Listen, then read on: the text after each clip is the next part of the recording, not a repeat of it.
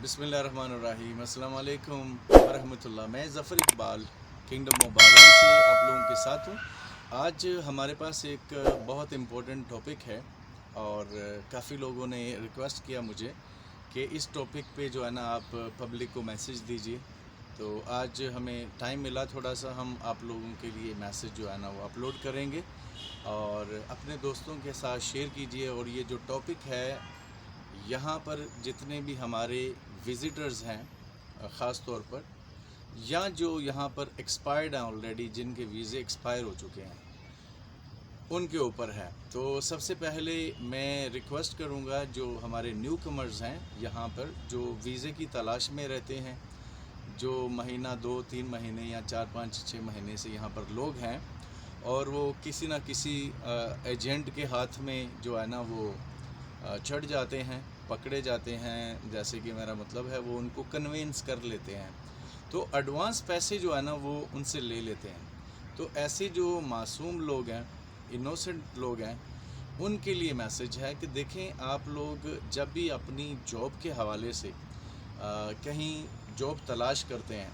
तो यहाँ बहुत बड़ी कंपनीज़ में कोशिश कीजिए, कम से कम जो जिनके पास काफ़ी बड़ी मैन पावर हो और फाइनेंशियली वो कंपनी जो है ना वो 5 फिट हो, कैपेबल हो, जो आपके वीज़े की फ़ीस दे सके। अकॉर्डिंग टू बहरीन्स लॉ, बहरीन के कवानीन के मुताबिक, जब आप किसी कंपनी में काम करने के लिए जाते हैं, वो लोग हायर करते हैं आपको, तो आपको एक ऑफ़र लेटर दिया जाता है। ऑफ़र लेटर का मतलब ये है कि ये आप अपनी सर्विसेज उनको देंगे और वो आपको जॉब देंगे, और आपने उसके अगेंस्ट में सैलरी है जो भी आप उनके साथ डिस्कस करते हैं, नेगोशिएट करते हैं, वो एग्री करते हैं, फिर कॉन्ट्रैक्ट किया जाता है।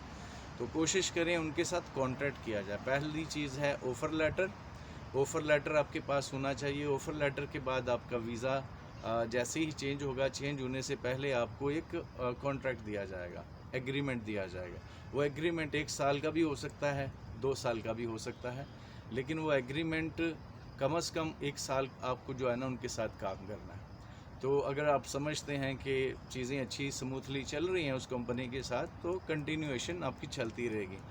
इसके साथ साथ में फॉर एग्ज़ाम्पल वो कंपनी आपकी फ़ीस को जो है ना वो पे करेगी। जो गवर्नमेंट की कोई भी फ़ीस है, उसमें आपकी एलएमआर की फ़ीस है 172 दिनार, इसके अलावा आपका गोसी है, एलएमआर की मंथली फ़ीस है, ये सारी चीज़ें वो लोग पे करेंगे क्योंकि आप उनको सर्विसेज दे रहे हो। तो बहरीन के कवानीन के मुताबिक जो है, आप कि जितने भी एक्सपेंसेस हैं वो कंपनी पे करेगी। होटल्स है, कंपनीज़ है या ऑफिसेज़ हैं, बड़े बड़े अच्छे मतलब बड़े बड़े ऑफिसेज़ भी हैं, तो वहाँ पर जाइए, उन लोगों के पास अपनी सर्विसेज जो है ना वो जाके ऑफ़र करें, ताकि आप लोग ये छोटे छोटे जितने भी यहाँ पे डॉक्यूमेंट क्लियरिंग एजेंट्स हैं फॉर एग्ज़ाम्पल, या वैसे ही यहाँ पर बेनाम लोग हैं जिनका कोई स्टेटस नहीं है, जिनकी कोई बैकग्राउंड नहीं है, वो आप लोगों को प्रॉमिस करते हैं कि हम आपके लिए जो है ना वो वीज़ा आपको दे देते हैं। कुछ लोग आपसे एडवांस पैसे ले लेते हैं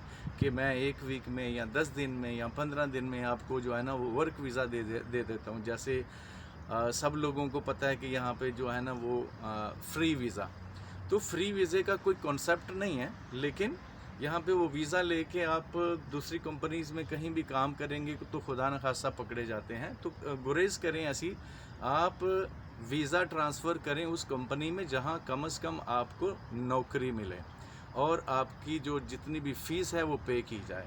तो जैसे जैसे आप 200, 300, 500 दिनार, इससे भी ज़्यादा बल्कि लोग पे करते हैं, और 8, 10, 15 दिन, 3 हफ्ते के बाद पता चलता है कि वो बंदा आपके पैसे लेके खा के भाग गया।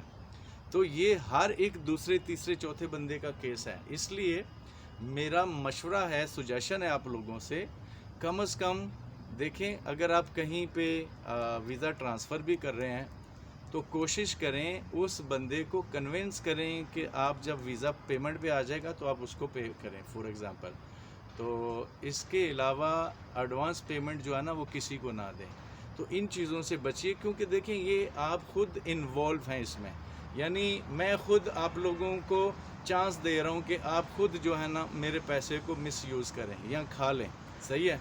एडवांस पैसे का कोई मकसद समझ में नहीं आता। आप किसी को वीज़े की फ़ीस एडवांस में क्यों देंगे जब तक आपका वीज़ा पेमेंट पे नहीं आता। और जैसे मैंने कहा है, इस चीज़ को आप बिल्कुल जो है ना वो छोड़ दीजिए, इससे गुरेज कीजिए। तो बेहतर है कि आप कंपनीज़ के पास जाकर अपनी जो सर्विसेज हैं उनको ऑफ़र कीजिए।